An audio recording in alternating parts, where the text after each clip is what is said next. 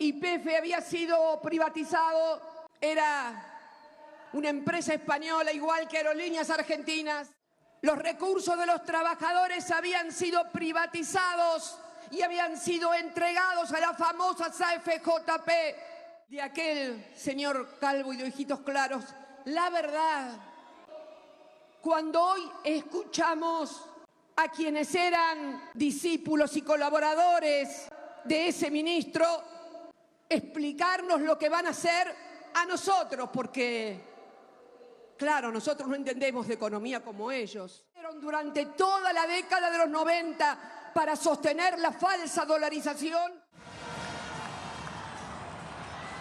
Muchas gracias, compañeros, compañeras. ¿Cómo están? No los escuché bien. ¿Cómo? La verdad que qué mejor lugar que volver a encontrarnos en esta Plaza de Mayo,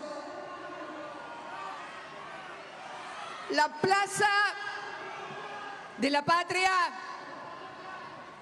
La verdad que con esta lluvia... ¿No llueve ahora? Milagro.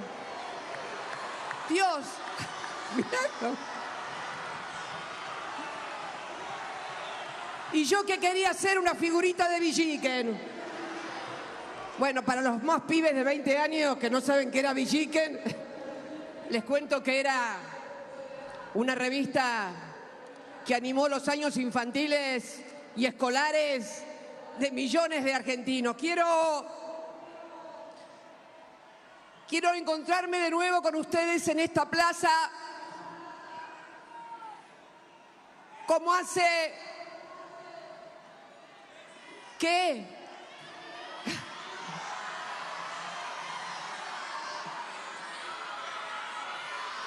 Como hace 20 años.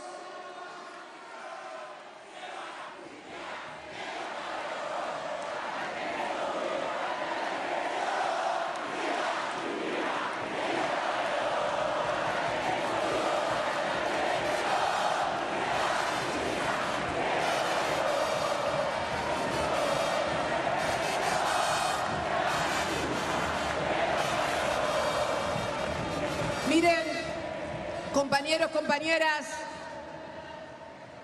hace exactamente 20 años que llegábamos con él acá, a esta misma plaza, en la que 30 años antes habíamos estado.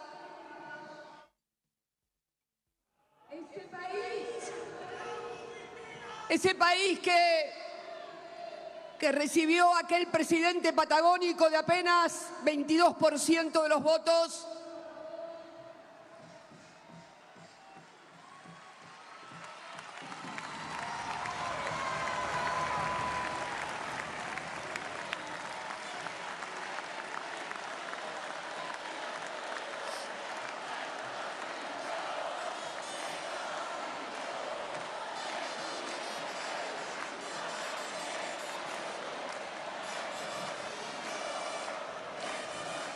Y no lo duden que sigue viviendo en el corazón del pueblo como sigue viviendo cada argentino y cada argentina que le dio dignidad a este pueblo. No lo duden, pero ese país que recibió, que era un país que venía de una gran crisis en el 2001. Yo quiero, en estos tiempos en los cuales se habla tanto en contra del Estado, que es necesario un Estado pequeñito, un Estado que no moleste, un Estado que deje que los argentinos vivan en paz. Quiero contarles que cuando él llegó, después de la crisis del 2001, el Estado era así de chiquitito. Y quiero compartirlo con ustedes porque es necesario ante tanta desinformación, ante tanta confusión armada premeditadamente, que llevemos a todos los rincones de la patria, en cada escuela, en cada barrio, en cada fábrica, en cada comercio, a la calle, que cuando él llegó el Estado era así de chiquitito, pero la deuda externa que le habían dejado era así de grande, compañeros. En aquel Estado, YPF había sido privatizado,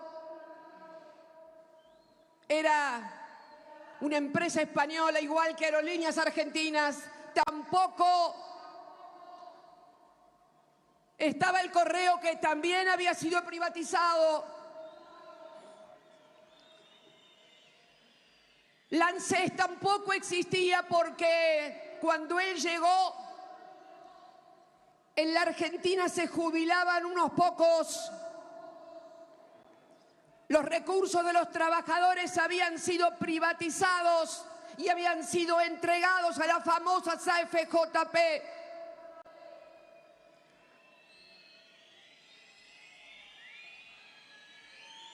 Apenas una jubilación de 200 pesos para los que habían cumplido todos los años y todos los aportes. Las AFJP se terminaron quedando con los sueldos más altos como aportantes y los más bajos los terminó pagando el Estado, cuando en el año 2009 recuperamos la administración de las AFJP.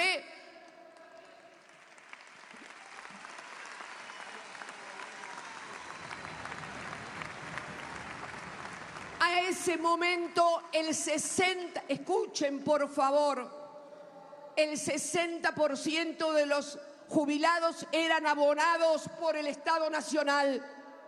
Las AFJP únicamente pagaban a la crema a los que ganaban los mejores sueldos y por lo tanto podían afrontar un sistema de capitalización, pero toda la gente había quedado a la intemperie. Eran tiempos en los que no habían blanqueado los aportes y por lo tanto no se podían jubilar. Cuando decidimos en el año 2008 la recuperación de Aerolíneas Argentinas, el Estado le pagaba a la empresa española los salarios de todos los trabajadores y el combustible de los aviones. Porque pese a la fama de buenos administradores que tienen los privados, por lo menos en lo que hace Aerolíneas Argentinas, no fue así. Tampoco con las AFJP. No se jubilaba nadie, pero cobraron bancos y administradoras en comisiones 12.000 millones de dólares durante los años en que en este país jubilarse no era un derecho. Pero si el agua acá en la ciudad de Buenos Aires también era de una empresa francesa y de los principales 18 municipios del norte y sur del conurbano bonaerense, cuando la recuperamos, pudimos hacer todas las obras de saneamiento y de conexión que no se habían hecho durante toda la época de la privatización y que aún hoy se siguen haciendo. Hasta el espacio radioeléctrico estaba privatizado. Pero si todo estaba en manos de los privados, YPF también, aunque terminamos con déficit energético porque teníamos que importar combustible porque no exploraban ni explotaban y nos quedamos sin energía. Pero entonces, si todo estaba en manos de los privados, si todo estaba en manos de los buenos administradores, ¿por qué la Argentina debía tanta plata? por una razón muy sencilla, porque habían contraído deuda externa, porque la habían estatizado en el 82, porque siguieron durante toda la década de los 90 para sostener la falsa dolarización, endeudando al país. Esta es la historia, y el día que se cayó esa falsa dolarización, estalló el país. Esta plaza es testigo de nuestras alegrías, pero es también el testigo de feas jornadas, de feos días, de feos recuerdos de los argentinos. A la patria hay que tomarla sin beneficio de inventario. A la patria hay que comprenderla y amarla completa. Esta plaza también, cuando yo era senadora de la Nación y Néstor soñaba allá en el sur, en su querida Santa Cruz, fue poblada de represión a madres y abuelas aquí el día que se caía la convertibilidad y se apropiaban de los depósitos a plazo fijo de los argentinos en el famoso corralito de aquel señor calvo y de ojitos claros. La verdad, cuando hoy vemos, cuando hoy escuchamos a quienes eran discípulos y colaboradores de ese ministro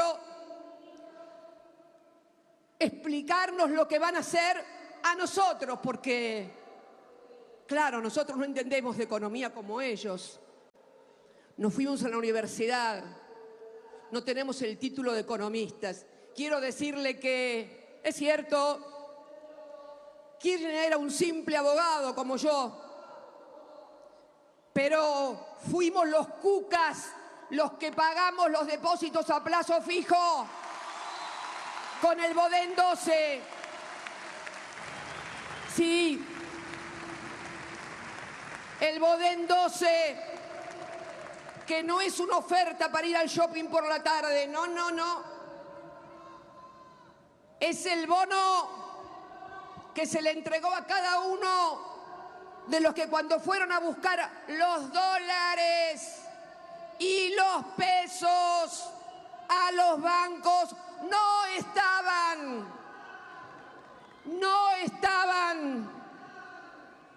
esos dólares y esos pesos que se le quedaron los genios de las finanzas, los pagaron los cucas, Néstor y Cristina.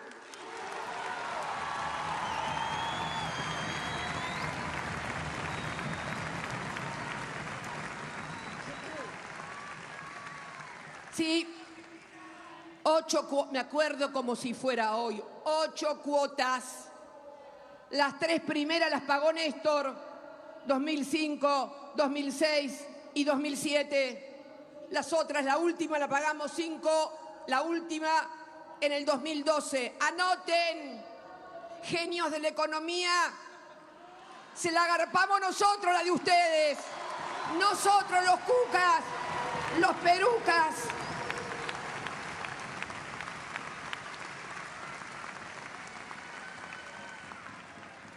No solamente eso.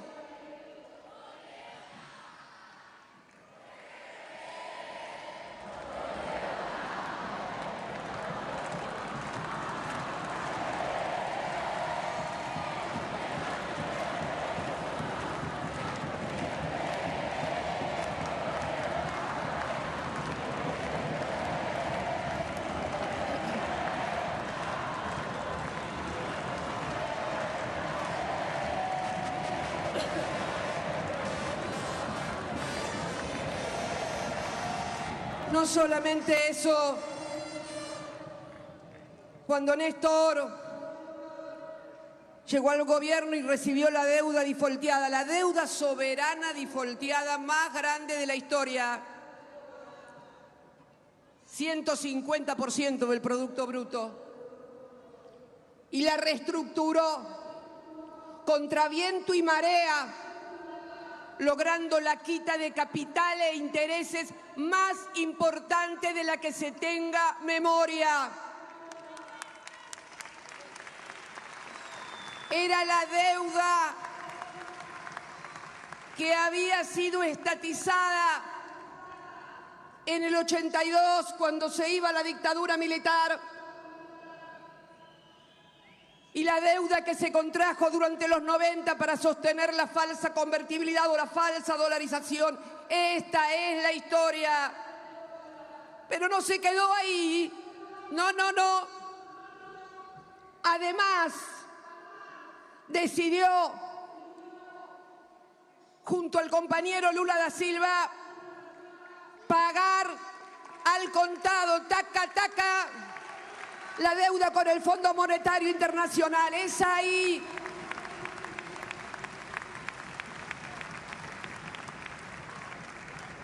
Es ahí cuando la Argentina y su gobierno, votado en las urnas, recupera el timón de la economía y comienza un proceso de reindustrialización, de inclusión,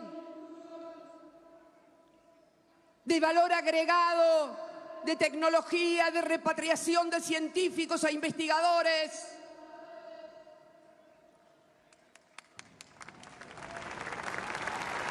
De la construcción de una red social de inclusión para una sociedad que había sido devastada por la desocupación y la exclusión. Cuando el compañero llegó, un médico, por favor, ahí, acá, a mi izquierda. ¿Está bien?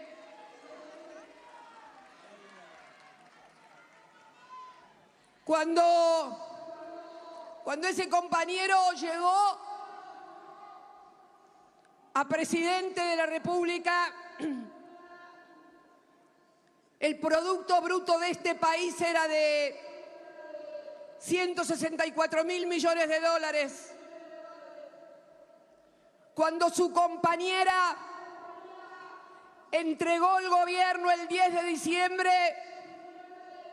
del 2015, el Producto Bruto era de 647.000 millones de dólares.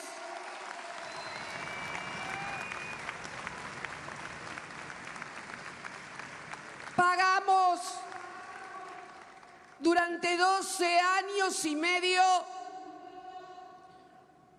100.000 millones de deuda de dólares que no habíamos contraído nosotros. ¿Y qué? ¿Fue magia? ¿Somos unos genios? No. El modelo de construcción de la sociedad, un modelo de producción, de valor agregado, de inclusión social, de sostenimiento de la industria nacional, de buenos salarios. No es pecado pagar buenos salarios, al contrario, es de buenos cristianos.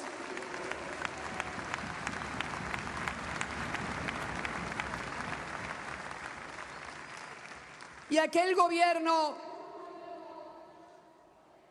termina con el mejor salario en dólares de toda Latinoamérica, con la mejor jubilación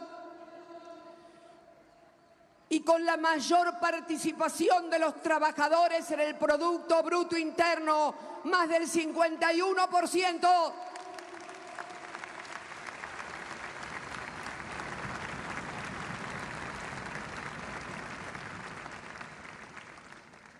Yo creo que es bueno contar estas cosas y que se sepan,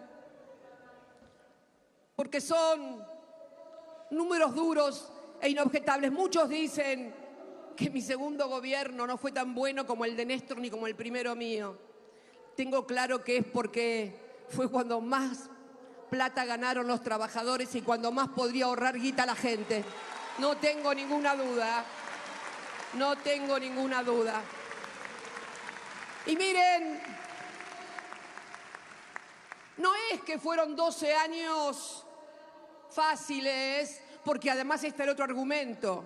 Ah, tenían todo a favor, a favor. A los 4 o 5 meses, no, ¿qué menos? 3 meses de asumir como presidenta, por otro genio de la economía también, de los que nos dan clases todos los días, casi me pongo el país de sombrero. Fue algo muy fuerte en esta misma plaza. Hablamos en 2 oportunidades en aquella crisis que sinceramente dividió a la sociedad argentina. Por eso digo que casi me puse el país de sombrero. Una crisis política de magnitud muy fuerte.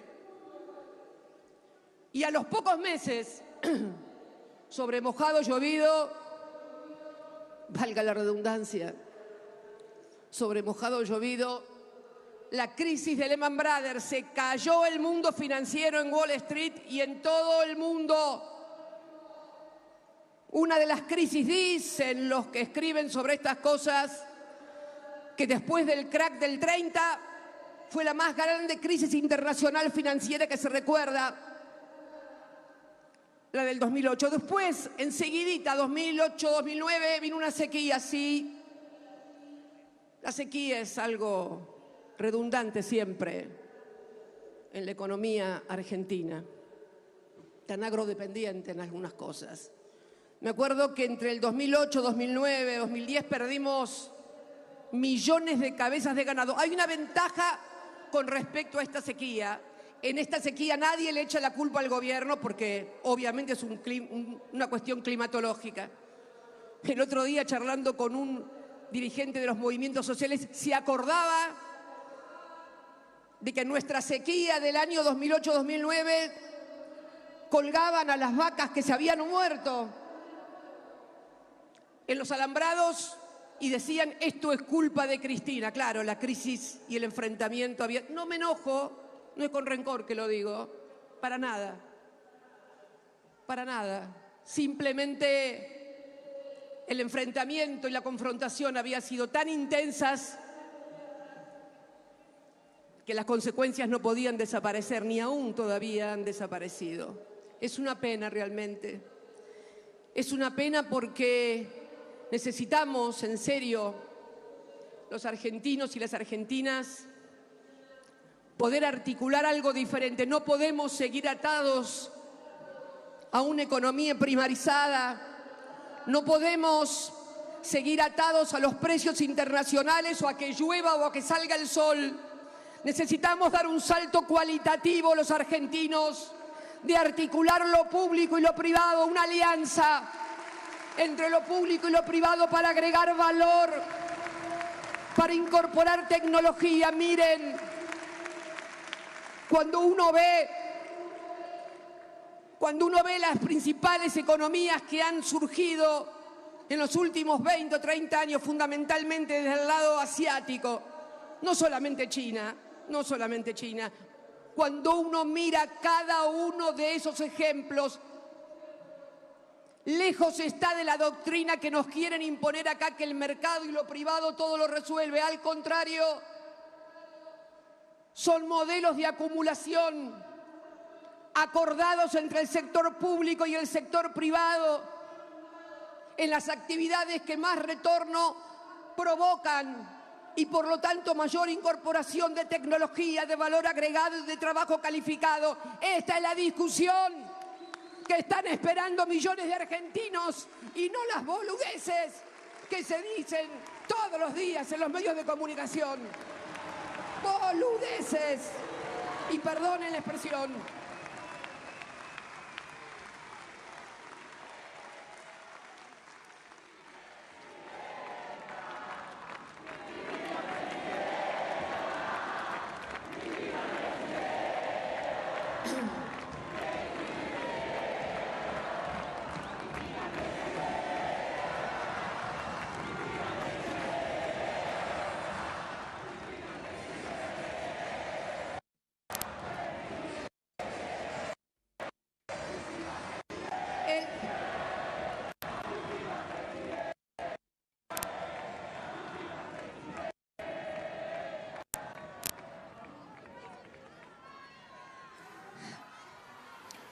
¿Tenemos algún problema con la imagen que nos está llegando? Estamos escuchando el discurso de Cristina Fernández de Kirchner, hasta aquí muy anclado en aspectos económicos y casi de justificación. Sí, totalmente. Repasando su gobierno, ¿no?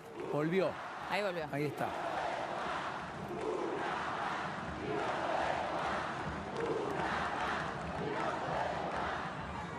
Miren, cuando les hablaba de la plaza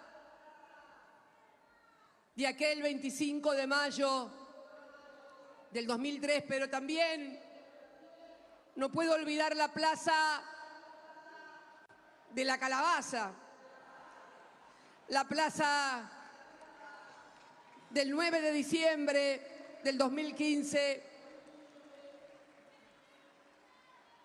cuando nos despedimos, no para siempre. Es cierto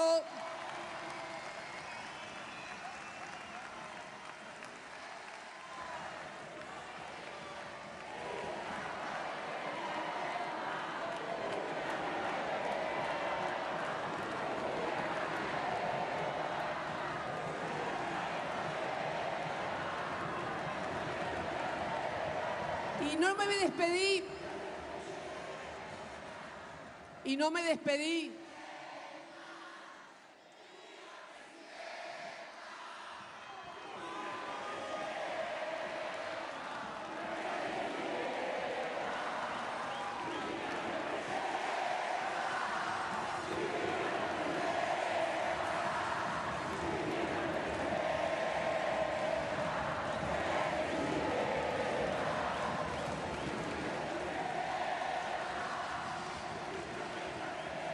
Y no me despedí.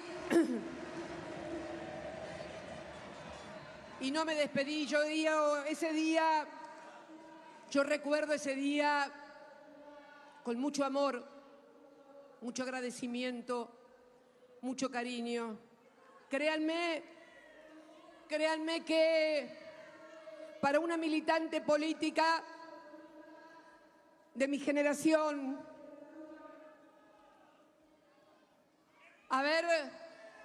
después de 3 periodos de gobierno, haber podido decirle a los argentinos que le dejábamos un país mucho mejor que el que habíamos recibido era una muestra de orgullo. Miren,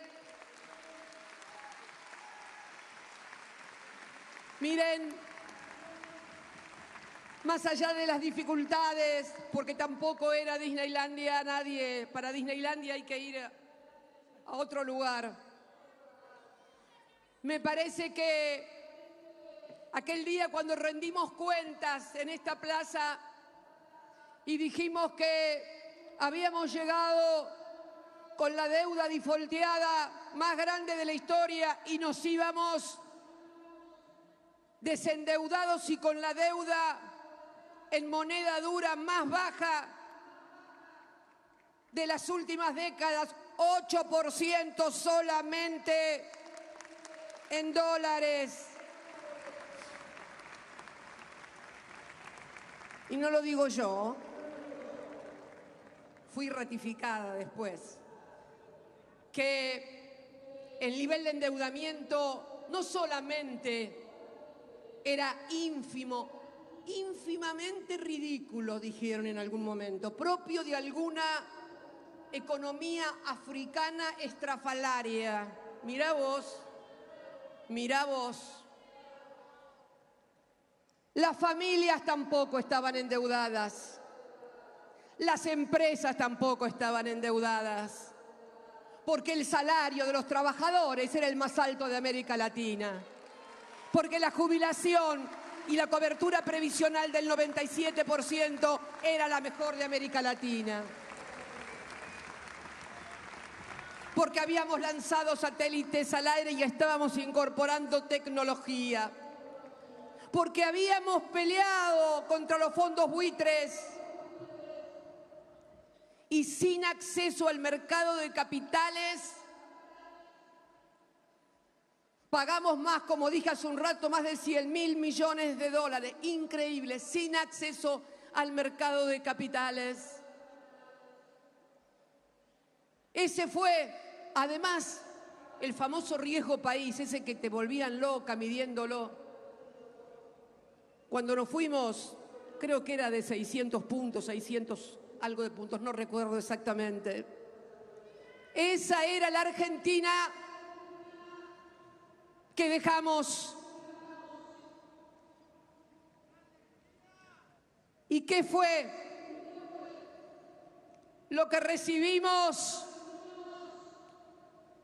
cuando volvimos en el 2019? Nuevamente endeudada la Argentina en dólares. Fuimos en el año 2016 y 2017 el país en el mundo que más deuda en dólares tomó. Y esto, cuando no se pudo pagar, pasó lo que pasó. Otra vez el Fondo Monetario, pero con un adicional. Ya no era los préstamos stand-by más o menos normales que se daban a todas las economías de la región o de otras partes del mundo por parte del organismo multilateral. No, no, no.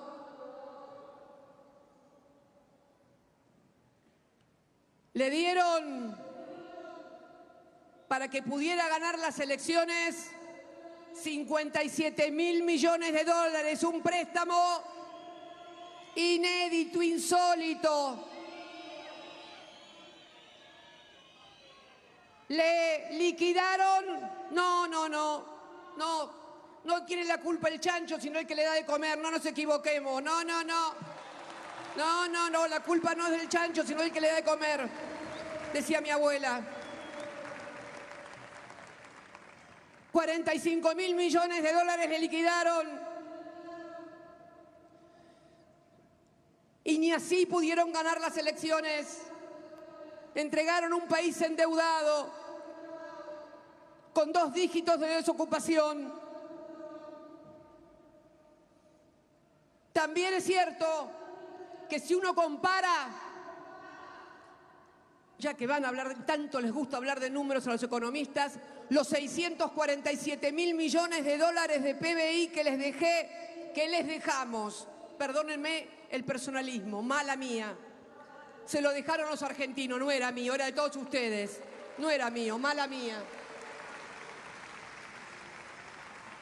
647.000 millones de dólares al 10 de diciembre del 2019 había 447.000 millones de dólares, 200.000 millones de dólares menos de PBI y 120.000 millones de dólares más de deuda. Eso es lo que hicieron en 4 años. Los que hoy nos dicen que quieren volver a conducir el país. Y quiero ser absolutamente sincera y decir las cosas de frente, March, porque seguramente algunos de los comentaristas de La Realidad debe estar diciendo, bueno, ¿y ahora cómo estamos? Todos saben las diferencias que he tenido y que tengo, y que no es necesario explicitarlas porque lo he dicho, lo dije un 20 de diciembre en la ciudad de La Plata cuando dije va a haber crecimiento, terminaba la pandemia, va a haber crecimiento, pero ojo, cuiden los precios de la economía, porque si no el crecimiento se lo van a llevar 4 vivos. Y pasó que se lo están llevando 4 vivos, porque la Argentina volvió a crecer, porque aún, a pesar de los errores, equivocaciones o diferencias, Este gobierno es infinitamente mejor del que hubiera sido otro de Mauricio Macri. No tengo dudas. No tengo dudas.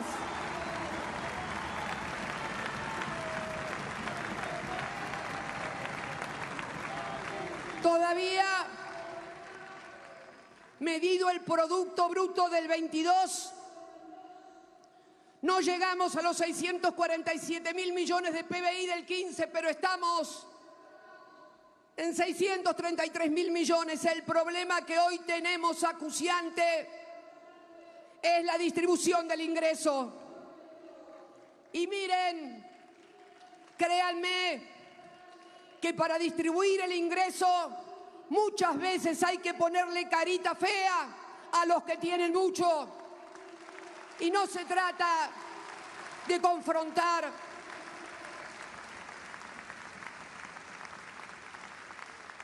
¿O por qué se creen que en mi segundo gobierno pudimos llegar al 51%? ¿Y por qué creen que me odian, me persiguen y me proscriben? Por eso, porque nunca fui de ellos, ni lo voy a hacer. Hagan lo que hagan, me quieran matar, meter presa, nunca voy a ser de ellos. Yo soy del pueblo y de ahí no me muevo.